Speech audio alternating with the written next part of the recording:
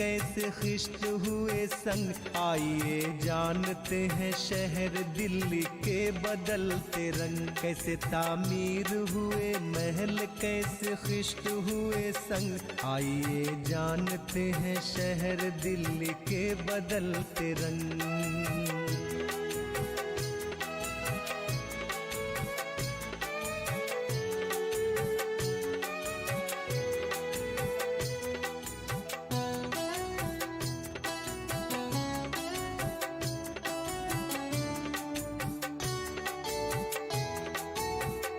कुछ अपनी तारीखें और कुछ वजूद पर करें नजर, कहाँ से कौन है हम हर हुदूद पर करें नजर। वक्त के साथ साथ कैसे लड़ी वक्त ने है जंग, आइए जानते हैं शहर दिल्ली के बदलते रंग। कैसे तामीर हुए महल कैसे खिश्त हुए संग, आइए जानते हैं शहर दिल्ली के बदलते रंग।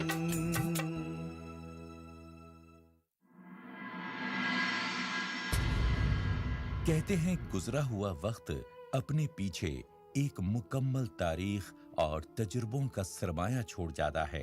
आज हम कुछ ऐसी ही दास्तानों का जिक्र करेंगे जो दिल्ली शहर की अर्ज़े पाक जमीन की तहों में दफन है।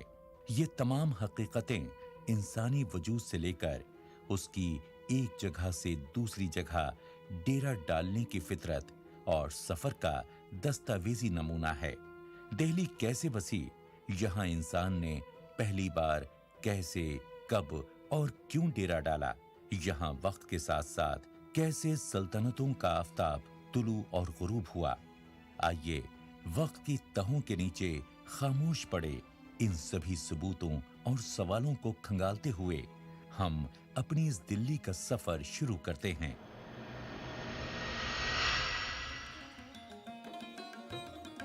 दिल्ली एक बू कलमों खूबसूरत गुलदस्ता है जिसमें कई हजार साल की तारीख और तहजीब बाहम गुथी हुई है।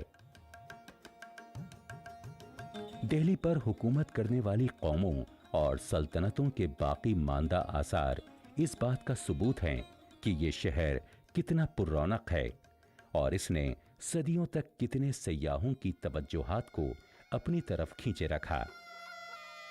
वाकई दिल्ली का तहजीबी सिलसिला काफी वसी, मुसलसल और बहुत ज्यादा पुरकशिश और दिलचस्प है। मजमूई तौर पर दिल्ली एक मुसल्लस जैसा है जिसके मगरबी सिमत में अरावली पहाड़ हैं और शिमाल से जुनूब में बहती जमुना नदी मशरिक की तरफ है। इस शहर की आबादी पत्थर के अहद से शुरू होती है और फिर बकिया लोग तारीख के दौरानिया में यहां आबाद रहे। दिल्ली कदीम, अहद वस्ता और अहद जदीद का एक मुनफरिद संगम है। इसके पुरशौकत आसार पिछले तकरीबन 1000 साल के मुताल्लिक के लिए बेहतरीन जरिया हैं। इनके जरिए दिल्ली के दारुल हुकूमत की हैसियत हर जमाने में वाज़ेह होती है। मुख्तलिफ सल्तनतों ने अपने दारुल हुकूमत यहाँ तामीर किए। कुछ ने पहले से मौजूद शहर में कमी और इजाफा किया और कुछ ने नए शहर बसाए। तकरीबन 8 से 15 मकामात ऐसे हैं जहां नए शहर बनने के आसार मिले हैं। इंदरपत के अलावा दहलिका के मकाम पर अनंगपुर जो बाद में लाल कोट कहलाया और उसके बाद किला राय पिथौरा के नाम से मशहूर इब्तिदाई अहद वस्ता का शहर है।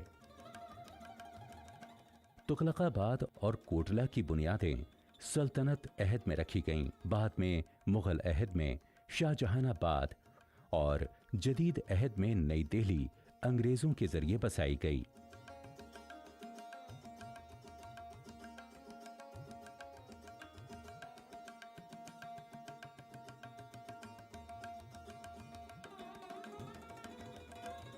इनके आसार और खंडरात में किले, महलात, गुंबद, खानकाहें, मेहमान खाने, बावड़ियां, यादगारें और बाजार शामिल हैं। साथ ही मकामी लोगों की रिहाइशगाहें भी शामिल हैं। इस दस्तावेजी सिलसिले के जरिए हम आपको एक दिलचस्प सैर पर ले जाएंगे, जिसमें आप कदीम जमाने से लेकर आज तक, जबकि दिल्ली ग्लोबलाइजेशन के मुजाहरे से बतदरीज मामूर हो रही है, दिल्ली के मुख्तलिफ रंगों को देखेंगे। हम आपको दिल्ली को देखने और परतने की दावत देते हैं। इसके सिर्फ मारूफ सियाहती मराकज़ के जरिए नहीं, बल्कि कम मारूफ लेकिन इस दर्जे के पुरकशिश तारीखी मकामात के जरिए जो दिल्ली के मुख्तलिफ इलाकों में वाक़े हैं। एक हंगामा खेज शहर की कहानी जो जिंदगी के मुख्तलिफ मुजाहिरों तमद्दुन से मालामाल है और जो हिंदुस्तान का दिल कहलाता है।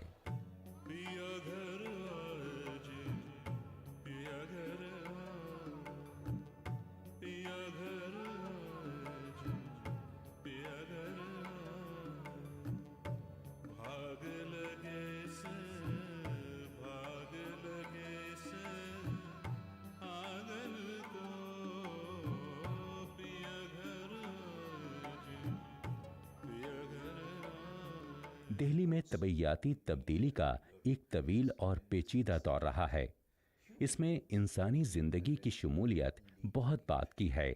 दिल्ली का माजी कदीम जमाने में दफन है। आर्कियोलॉजी में इंसान की कदीम तारीख का मुताला किया जाता है। हिंदुस्तान में इसका आगाज 18वीं सदी में हुआ था। पहले नवादरात को जमा करना शुरू किया गया, फिर बतदरेज नवादरात जमा करने से आगे बढ़कर आर्कियोलॉजी का फन इजाद हुआ। 20वीं सदी में ये मौजू यूनिवर्सिटियों और निसाब में भी शामिल हो गया। कदीम अक़वाम की बका में यहाँ की मुआफ़िक़ आबो हवा ने बहुत अहम किरदार अदा किया। तरक्की पजीर इंसानी मुआशरों के पास बहुत महदूद वसाइल थे, सलाहियतें भी कम थीं और आलात भी कम थे। इनके ज़रिए से वो अपने माहौल को इस्तेमाल कर सकते थे। कदीम अक़वाम दिल्ली के अंदर और इसके क़र्ब जवार में आबाद हुईं।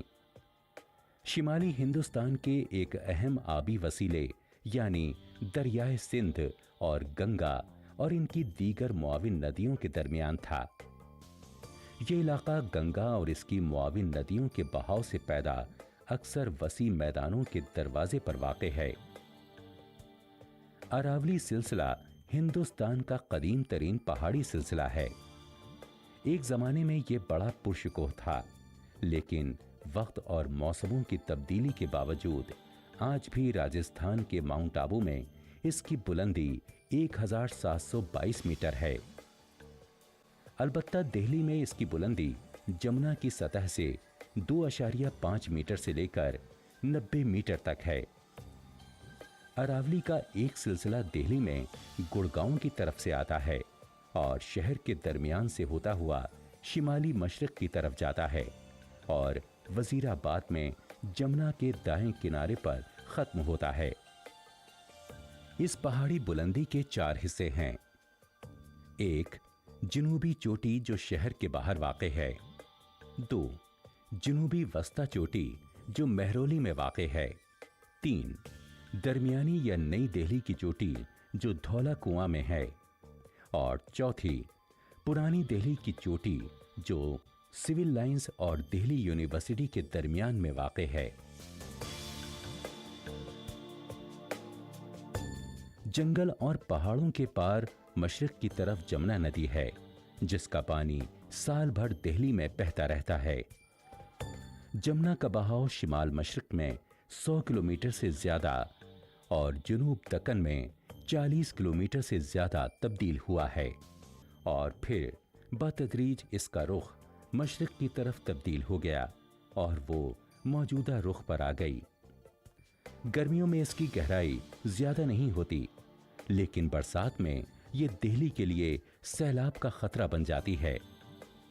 जमुना नदी अपना खास मिजाज रखती है।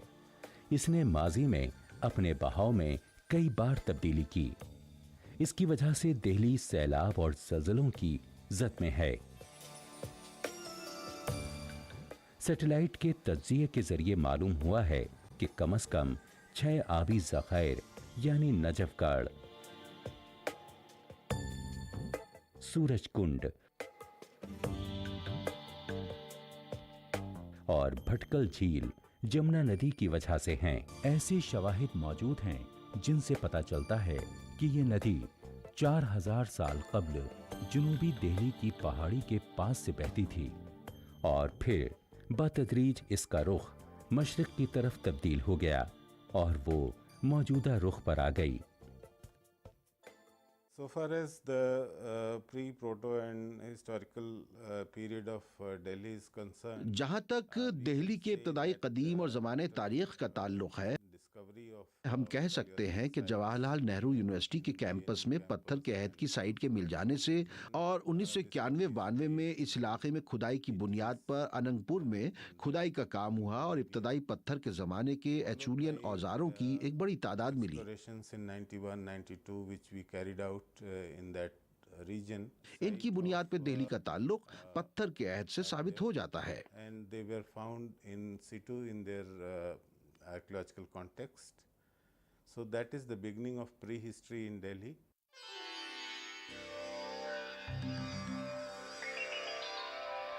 कदीम ज़माने की कौमें हमेशा अपने लिए ख्वाबों की सरजमीन तलाश करती रहीं, जहां वो अमन व शांति के साथ रह सकें, जहां साल भर बहने वाला पानी, हवा और आसपास बड़ी तादाद में जंगलाती जिंदगी हो, ताकि सैलाब या सूखा पड़ने के हालात में वो अपनी जिंदगी की बका की जद्दोजहद कर सकें। पत्थर के अहद के बहुत से आसार दिल्ली में मिले हैं, जो जमुना नदी के किनारे और अरावली पहाड़ से फूटने वाले चश्मों के किनारे थे। जनूबी दिल्ली में ये चश्मे वल्लभगढ़ इलाके में मशरिक की तरफ बहते हैं। इनमें एक बहुत अहम भुरिया नाला है जो अनंगपुर के पास मशरकी सिमत में बहता है और जमुना नदी में मिल जाता है। अगरचे पुराने चश्मे ज्यादातर खत्म हो गए और जो बाकी हैं वो साहिलों और चश्मों के बनने की वजह से अपने माजी का धुंधला नक्श हैं।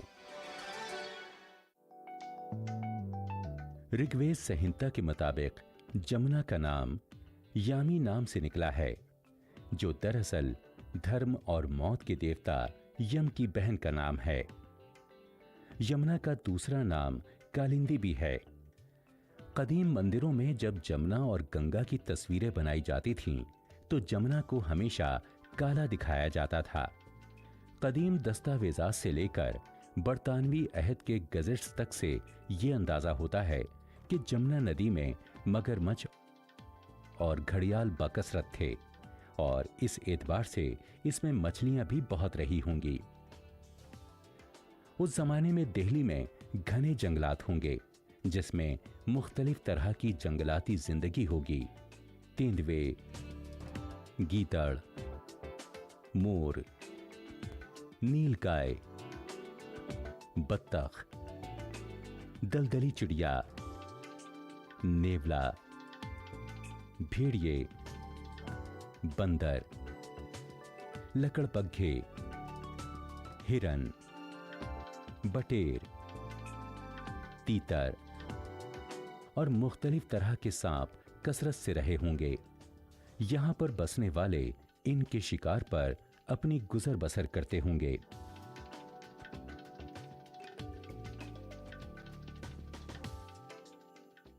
Stone Age goes back more than a million years. पत्थर का जमाना 10 लाख साल कब्ल का है, यानी जदीद इंसान की तरक्की करने से पहले का जमाना। उस जमाने में खाना फराहम करने के लिए पत्थर के औजार और दूसरे तरीके इख्तियार किए जाते थे। लेकिन तारीख के उस मोड़ पर भी इंडिया में लोग रहते थे। साइंसी इस्तिलाह में इनको होमो इरेक्टस यानी मकान बनाने वाले लोग कहते हैं। ये सीधे खड़े होकर चलते थे, खाने के लिए शिकार और अपनी जमीनों की बड़ी लगन से हिफाजत करते थे। इनकी खासी जहनी तरक्की हो चुकी थी और वो समझ गए थे कि खाने और पानी के बगैर वो जी नहीं सकते। और साथ ही मयारी जाए रिहाइश वही हो सकती थी जो पीने के पानी के करीब हो और इतनी ऊंचाई पर हो जहां से वो किसी भी मुदाखलतकार की हरकत को देख सकें और अपना दिफा कर सकें। और ज्यादा खतरनाक दुश्मन होने की सूरत में किसी महफूज मकाम पर चले जाएं। वो आग के बारे में भी जानते थे, पत्थर के खाम औजार बनाया करते थे और शिकार या दूसरे कबीले के लोगों को कत्ल करने के लिए उनका इस्तेमाल करते थे। इन असबाब से वो अरावली पहाड़ों पर रहने पर मजबूर हो गए, लेकिन जल्द ही उनको एक ज्यादा खतरनाक, ज्यादा शोरापुश्त और दूसरे बर्रे आजम से सफर करके आने वाले दुश्मन का सामना करना पड़ा, जो उनके मुकाबले में जिस्मानी और दिमागी तौर पर ज्यादा ताकतवर थे। तज्जिया निगारों के नताइज से अंदाजा होता है कि अफ्रीका से सबसे पहले 60,000 कब्ल जुनूब मशरिक एशिया की तरफ हिजरत हुई। ये बड़े अज़्म हौसले वाले, नाकाबिल शिकस्त तवानाइयों और उम्मीदों के हामिल थे। इन्होंने अपने लोगों की क़यादत गैर मालूम जगहों की तरफ की।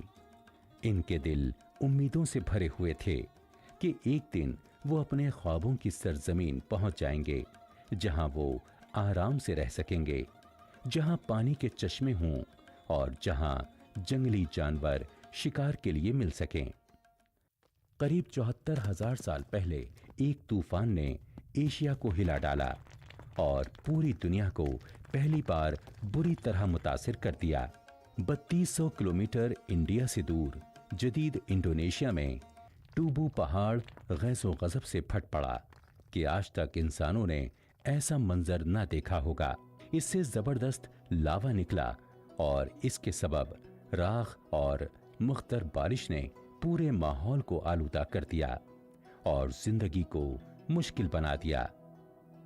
घटे हुए वसाइल के लिए पुराने और नए बाशिंदों के दरमियान खौफनाक मुसाबकत हुई, क्योंकि इंडिया की सरजमीन सेहरा में बदल गई और यहाँ जिंदगी निहायत दुश्वार हो गई। इस कश्मकश में नए बाशिंदे यानी हमारे आबाओ अजदाद जीते और इनको इंडिया और दुनिया के दूसरे हिस्सों में गुजर बसर के मौके मिले। यूरोप, ऑस्ट्रेलिया और जनूबी अफ्रीका में पत्थर के जमाने की रॉक पेंटिंग यानी चट्टानी तस्वीर कशी की वाज़ी अलामतें मौजूद हैं। इनमें जानवरों की तस्वीरें बकसरत हैं और बाज़ तस्वीरों में शिकार की रसूमात का जिक्र है। हिंदुस्तान में ऐसे रॉक पेंटिंग की निशानियां बहुत कम हैं। शायद इसकी वजह यह है कि मुल्क में ज्यादातर पेंटिंग वक्त के साथ बर्बाद हो गईं। पत्थर के जमाने के ये लोग, जिनको माहिरीन उलूम इंसानी जमाती सोसाइटी कहते हैं, इनमें कमोबेश 100 लोगों की एक जमात होती थी। ये लोग खाना बदोश किस्म के हुआ करते थे, जो शिकार और ग़िज़ाई पौधों के एतबार से अपनी जगह को बदलते रहते थे। इस जमात के लोग रिश्तों से बंधे होते थे। जमात के अंदर इसको दस्तयाब वसाइल पर किसी एक फर्द का कब्जा नहीं होता था। जमात के लोगों का रवैया ताकत नहीं बल्कि रसूम और इखलाक वगैरह की बुनियाद पर तय होता था। इस दौर में दिल्ली की कुल आबादी का चंद हजार नफूस पर मुश्तमिल होने का अंदाजा किया जा सकता है।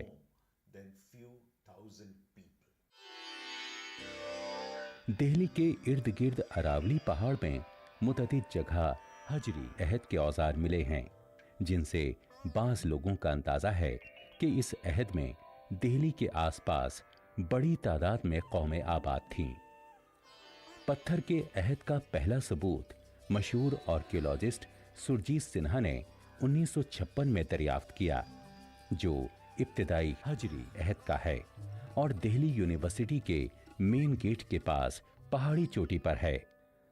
इसके बाद दूसरे मशहूर आर्कियोलॉजिस्ट HD संकालिया ने सन 1974 में दिल्ली की पहाड़ी चोटियों से दूसरे ऐसे औजार दरियाफ्त किए जिनका ताल्लुक पत्थर के अहद से था। फिर 1984 में BM पांडे ने एक बहुत ही तरक्की याफ्ता हाथ की कुल्हाड़ी दरियाफ्त की। ये महज एक इत्तफाक था कि मुझे इब्तदाई हिजरी अहद का ये पत्थर मिला। हुआ ये कि मैं जवाहरलाल नेहरू यूनिवर्सिटी अपने एक दोस्त से मिलने गया था। मैं जैसे ही बस से उतरा, मेरी आंखों के सामने बाद के हिजरी अहद का ये औजार पड़ा हुआ था।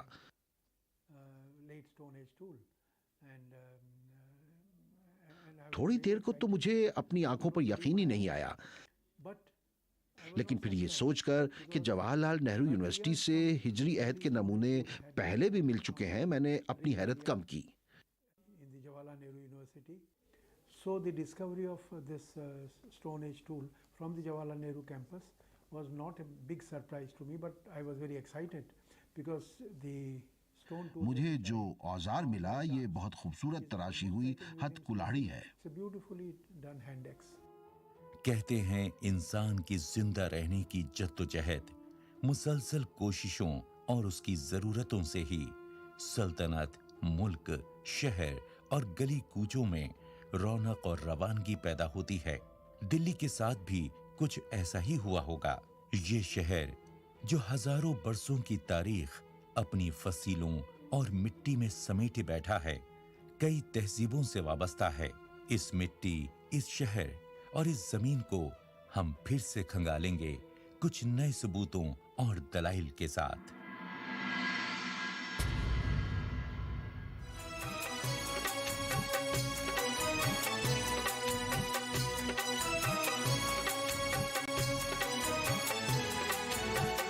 कैसे तामीर हुए महल, कैसे खिश्त हुए संग, आइए जानते हैं शहर दिल्ली के बदलते रंग। कैसे तामीर हुए महल, कैसे खिश्त हुए संग, आइए जानते हैं शहर दिल्ली के बदलते रंग।